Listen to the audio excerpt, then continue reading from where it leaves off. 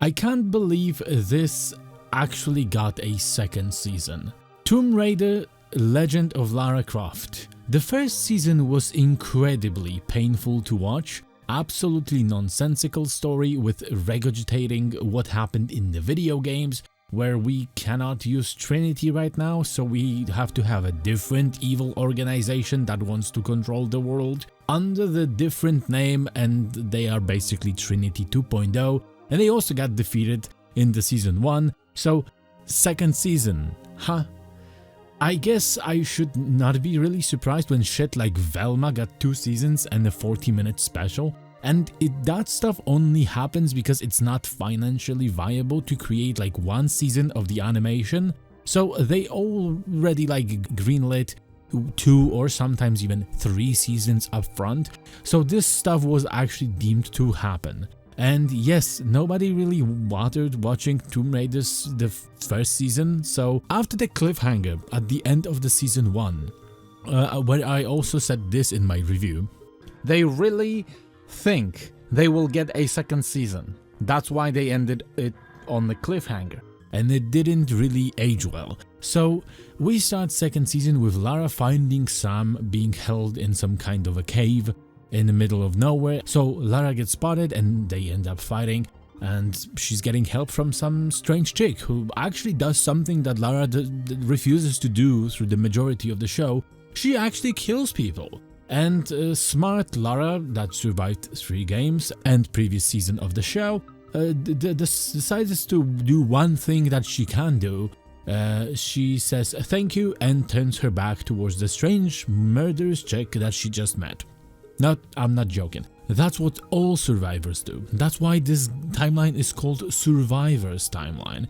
Later, she just tags along for like a coffee or breakfast or whatever the hell in this like dining house in the mountains, and they still don't know who she is and how she's even named. So that's probably the first thing that I would ask this chick, like, who are you and why are you helping us? But no, she just ends up being with them, and she just says at one point that the boss wants to have a talk with Lara and Sam, and the helicopter arrives and blinds everyone in the entire bar or diner or what the fuck this is supposed to be. So, turns out that the boss is this Karen-looking lady, this rich lady, that gives Lara a speech how she wants to protect the artifact and the world basically deserves better, and she throws her a quest. From the beginning, that she wants the mask that her pesky father basically obtained in unethical way, because she wants to return it to the people that these masks belong. So, and this happens because this show actually really hates Richard Croft. They hate him. In the last season they also threw shade at him and also Roth, but Roth is not even mentioned in this season. So every time something was evil, it was Richard, it was Roth, but Lara was better and stronger than anyone else. So Lara wants to get this like mask back from the museum that she donated to this mask, and because like Lara in this timeline hates artifacts, she hates the idea of tomb raiding, even though the show and the games are also called Tomb Raider. So she hates this, and this entire dog shit just uses Tomb Raider name to make you believe that this is Tomb Raider. So she wants to get this mask back because she donated everything that her father basically obtained, because she donates a lot of things that her father obtained, so she wants to get this mask back. But the evil dude at the museum says no. So Lara decides to do what she could only do, because a strange woman asks her to bring an ancient powerful artifact to her. She just can't refuse her and doesn't even question her motives. So she trusts her and decides to steal it from the museum.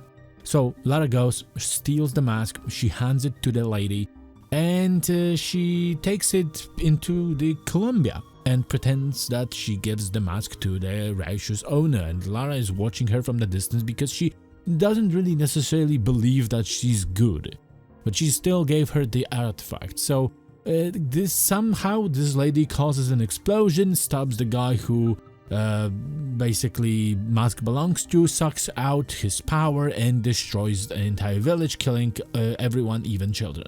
So now Lara has blood on her hands, again, basically. And yeah, this is not the first time in this timeline, because it's like, it's basically Groundhog Day. So Lara wakes up, causes a disaster and makes people die. She learns, and then the next day she wakes up again and causes yet another disaster, and then people die. So she learns the same lesson again, and then she wakes up another day, and for fuck's sake, can you just stop this storytelling? It's tiring. So the next day, Lara and Sam take on and go to Bahia. So this is the place where supposedly the next mask and the next god, because this entire season is about Yoruba religion. So everyone searches for the masks and orishas that actually own them. So once they arrive in Bahia, they meet some lady that drives them to the abandoned church, and they search for clues, but they find nothing. They get attacked by the bodyguard chick that helped Lara escape and rescue Sam. And yeah, they fight for a bit. Popos arrive, chick ziplines through the roof, Lara and Sam get captured by the Popos. So you think they are like, how they are going to wriggle out of this situation? Well, that is actually barely an inconvenience. Why? Because the driver lady actually tells cops that they are good ladies and to let them go because they are just tourists, and the cops just do that. And my question is like, what is this writing? So like, yes, I know some people are going to try to gaslight you and tell you that, oh, there's a justification in the show for that. There isn't. I know what they are going to say already. They don't even have to say it. So they search for the mask, they find it, allegedly, and the bodyguard lady actually steals it. So Lara starts chasing her, and the chick actually swims away, but she gets drowned by the water, and Lara gets washed out on the shore. So what happened?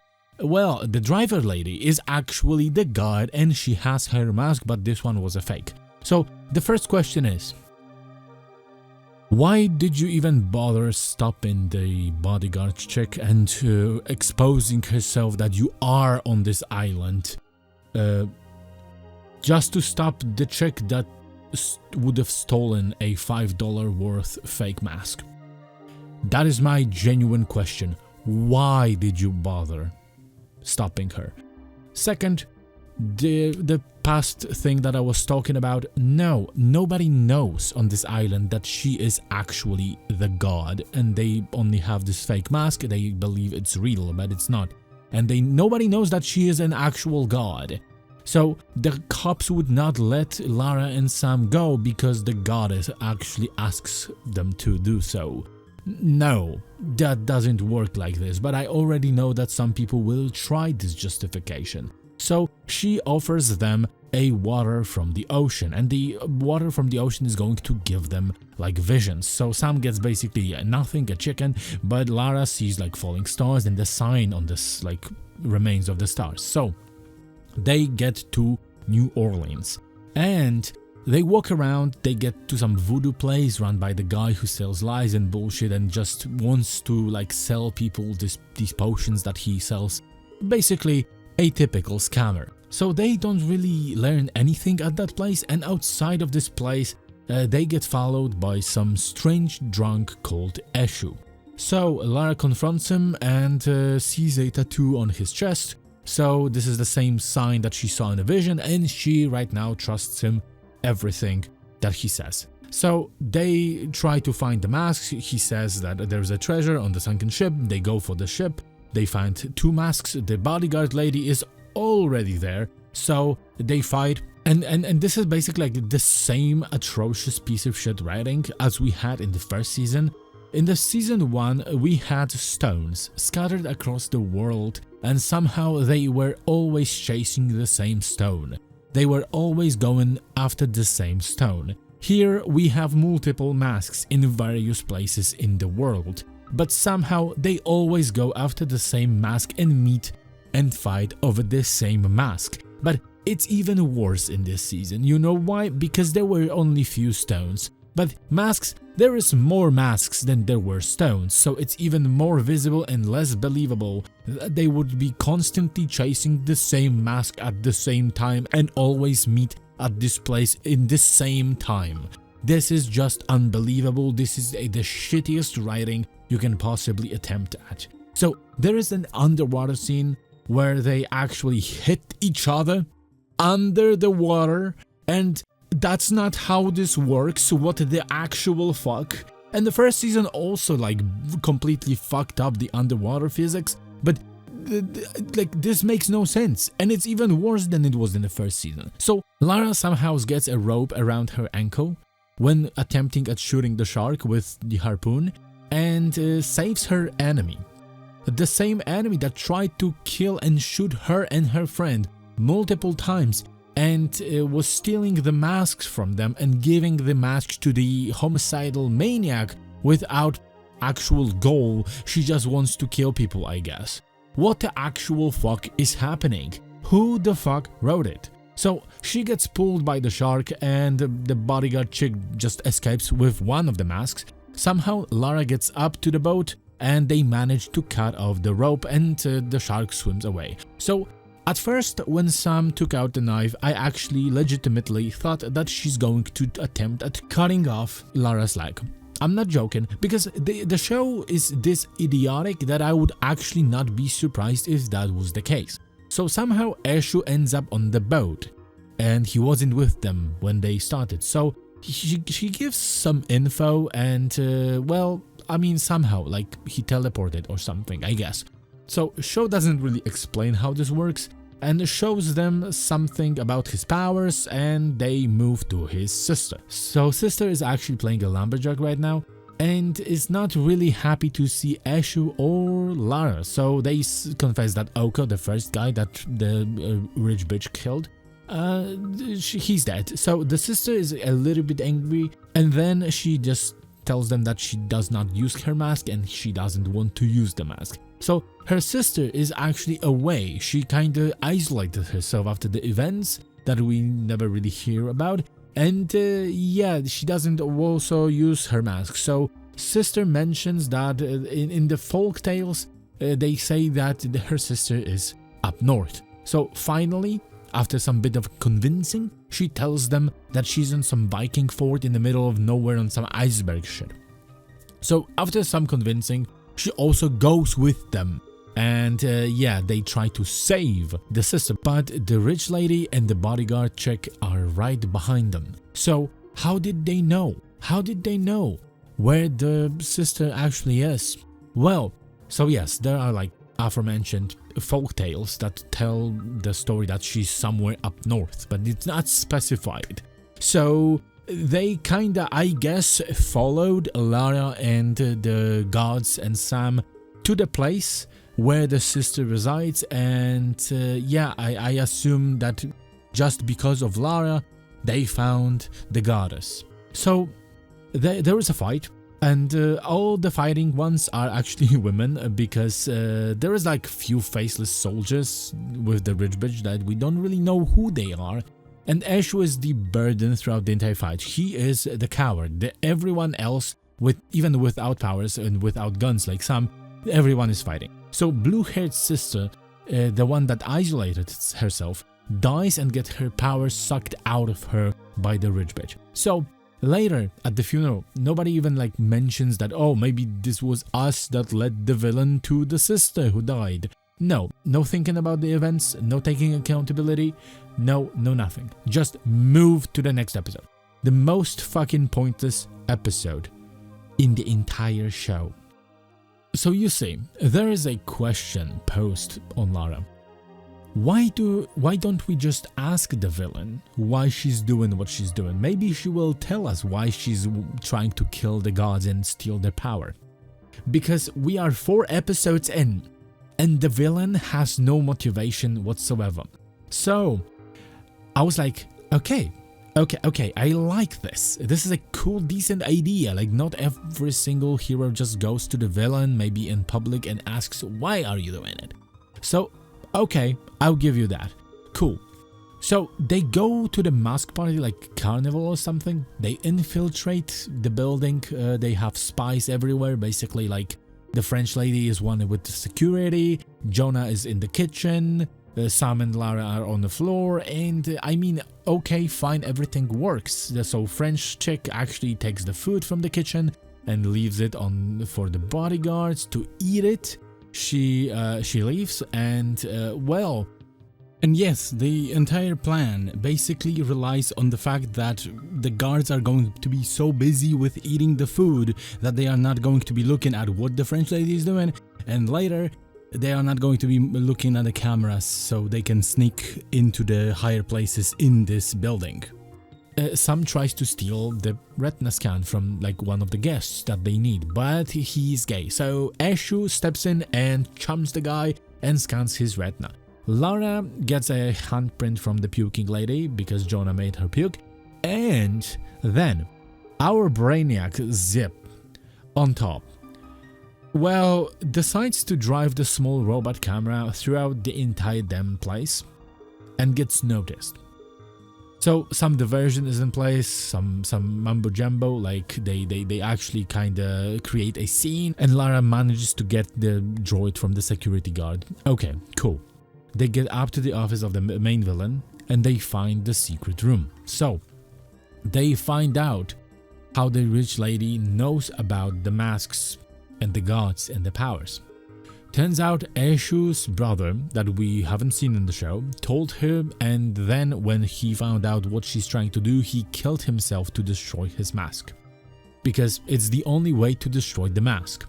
So they get spotted, I mean Sam gets spotted, and everyone knows that they are playing spies. So they try to escape, and Eshu takes the parachute that was meant for Lara, and he jumps out, and Lara has to jump out of the window towards the helicopter, pushed by an explosion, and it's probably one of the worst fucking animated sequences I have seen in the entire year.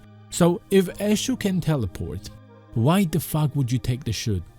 I mean, why? And when I'm shitting on the animation, I am not over-exaggerating. Look at this hand. What in the fuck is this? God saw and wept. Holy Jesus, what is that? I have so many questions to the writers and to the animators of this actually piece of trash. So, this entire episode was for nothing, I guess. We found out two things. Okay, but none of these things are really important if you think about it for a second. So the first thing is like we went there to find out what is her goal, and we found out nothing, jack shit. So what did we find out? The only thing that they actually found out was like, okay, the one mask is gone and the brother is dead, and Sam was doing an eavesdropping on a conversation. Right from the moment when she started eavesdropping, they actually told where they are going next, that they are going to Cuba. And no, I'm not over-exaggerating. Why? Because Sam walks in, hides, starts listening, and she hears that they go to Cuba and they need 2 days to prepare. And then Sam gets spotted. What a coincidence. How about you don't sneak to the villain's base and just to find out where they go next, and just ask the fucking god that is right next to you where his last brother is, because I mean, this is the only mask left. And Eshu knows where he is and he lives because they drive in and go right up to the house of the brother in the next episode. And this episode was also called Croft 6. How dare you even call it like that? This is a straight up blasphemy. So, the next episode, Brother of Eshu, the death and disease.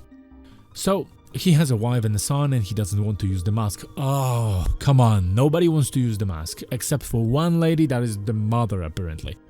But after the talk, he agrees to go and fight with them, and like, I don't know, like he has any other choice? I mean, the bitch lady and the bodyguard are going to be here any minute, so you are going to end up fighting anyways. And they ask him where is his mask, so he responds, on the bottom of the ocean. I'm not joking. So they go, they dive again, they go into the temple underwater, and Eshu just snaps his fingers and he teleports there. So Why couldn't he just do the same in the last episode and leave the parachute for Lara? I don't know. And why couldn't he just snap the fingers and bring the mask by himself and not bother Lara going there? I don't know. So the questions are, there are no answers though. Lara wants to pick up the mask when they found it, but Eshu stops her last minute because apparently humans cannot touch the mask because it inflicts pain and disease on the person who's touching it. So everything is said, the family is right on their way to the safety and they are ready to fight, but her evil bitchness captured the family as they were on their way to the safety, and they fight. And the lady basically does reveal finally what's her goal. So basically she's like angry that the gods are not using their powers and they refuse to use the masks. So she takes the masks, kills the gods, sucks out their fucking power, and then proceeds to kill people. Which later is like addressed in the show that she lost the way. She doesn't understand why she's doing in the first place. And I'm like, no, she does. She just thinks that killing people with the death and disease and stuff is going to be better for humanity. So I genuinely would like to sit with the writers of the show and ask them some really interesting questions, because I just cannot believe a human wrote this.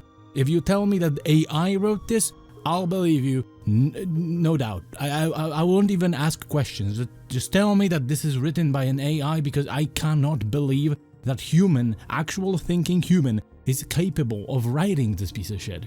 So, to be 100% honest, this is probably the best fight scene in the entire TV show. It's probably the most enjoyable part of the TV show. However, there is like two big jarring problems with this fight.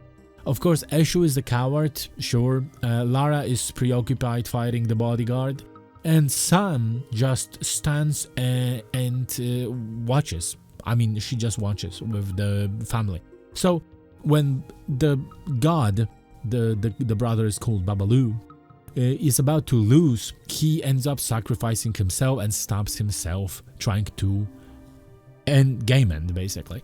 So, everyone waits, everyone just watches, nobody does nothing. Then, the villain heals Babalu and rips off his mask. Again, nobody does anything. Everyone just stands and watches. And the second one is when they are in the underwater cave. Lara wants to touch the mask, but Eshu stops her and he picks up the mask, and the mask automatically inflicts pain and diseases on him.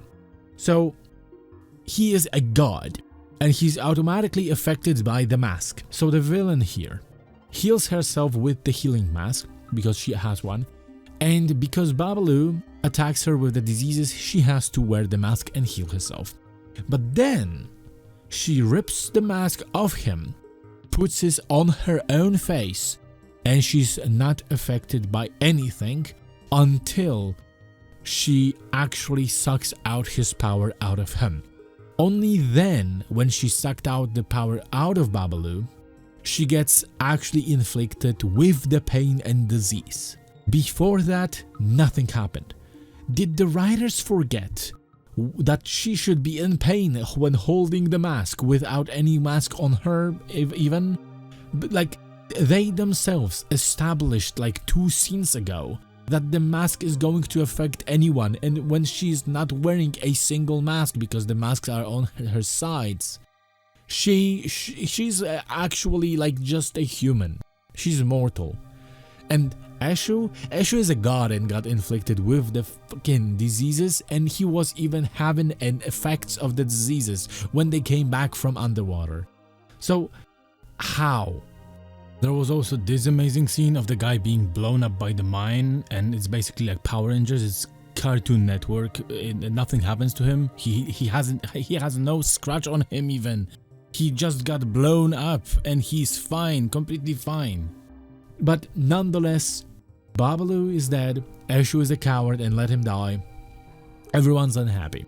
Next episode, we are searching for Eshu's mask. So, he comes back to his people. They welcome him despite him abandoning them a long time ago. Later, Eshu is throwing temper tantrum in some rich antiques collector's house because he sees stuff from his village. So he has a conversation with his followers and his daughter and stuff, and this gives him a little bit more faith in himself. Lara also magically finds the mask, and she hands it back to Eshu, and Eshu just fully transforms into God. I love how Lara found the mask off camera, so we don't really bother with the logic of this. She only got the idea, oh, this collector knew about the mask's existence, that means he saw it and definitely saw it at this place, let's go, and the mask was there. So we also get like a backstory of Eshu in this one. So basically British colonizers basically like attacked his village and stole his like antiques and murdered his people, and he was a coward god and did nothing to protect his people. And right now in the last episode, Eshu is full god. So the last episode is a preparation for the fight, and it basically stops being a Tomb Raider show. Why? Because it kind of like this is a weird season. It's a weird creation. Why? Because it doesn't feel like a Tomb Raider, but somehow it's still a mile better than the first season. The last episode turns into a superhero show, I'm not exaggerating, where we got 3 gods and 1 evil bitch with 3 masks from the gods, and Lara and Sam running between them and helping Eshu and the gods. The animation still is like not good. Like it's not fluid, it's stuttering, and it feels like it's missing frames. I actually hated it in the season 1, and I also hate it here. Shocking. However, some of the fights in this episode were not terrible, I have to be fair. So somehow the scenes were entertaining in some way. And I was betting my ass that at the end it's going to be like the lady understood the error of her ways and everything will be forgiven and or some shit like that. But no, the show actually surprised me. So she actually gets defeated by Eshu. She gets bodied. He takes the masks back because he's the only god who can basically like use the powers of other gods and stuff. And he takes the masks back and he melts her into the ground and buries her deep under. I was kind of shocked, not gonna lie. So she didn't even manage to say a word in the last scene where she was alive. And the funniest shit that still happens in this show is at the end, because we get a teaser for the season 3 of the show, because the bodyguard, the blue-haired chick that survived, and she plans the revenge with some other chick on the desert, but we knew that the show is axed before season 2 was even out, so they could have just cut this and we would not even know, and the timeline would be at least like completed and shut down. But no, they left it open because they were so like they were pushing their luck that, oh, we are going to tease the season 3 because this is going to be a smash hit. It wasn't. Nobody watched it, nobody bothered with it. And the fact that before season 2 even released and we got the like information that the show is ending after season 2, and then right now we see that the season 3 is teased in the season 2, we know that this wasn't because the story is complete. The season 1 was so barely watched that the season 2 was just I don't know, something that they had to release, and that's it, because it was the most financially viable thing to release. And it's kind of hilarious to witness that. And one more thing that I can say, in the first season, Lara actually looked like Larry. She looked like her long-lost brother who managed to score the show at Netflix. And in this season, season 2, she actually does look like Lara. She's no longer looking like Larry, and I treat it as an overall improvement. And I gotta say, however, like, this show actually started with a thought and it ended with one. And it's kinda sad to see that this is the last thing in the Survivor timeline. This is how the Survivor timeline ends. After 3 games, some comics, and the TV shows. It ends with an absolute shit show.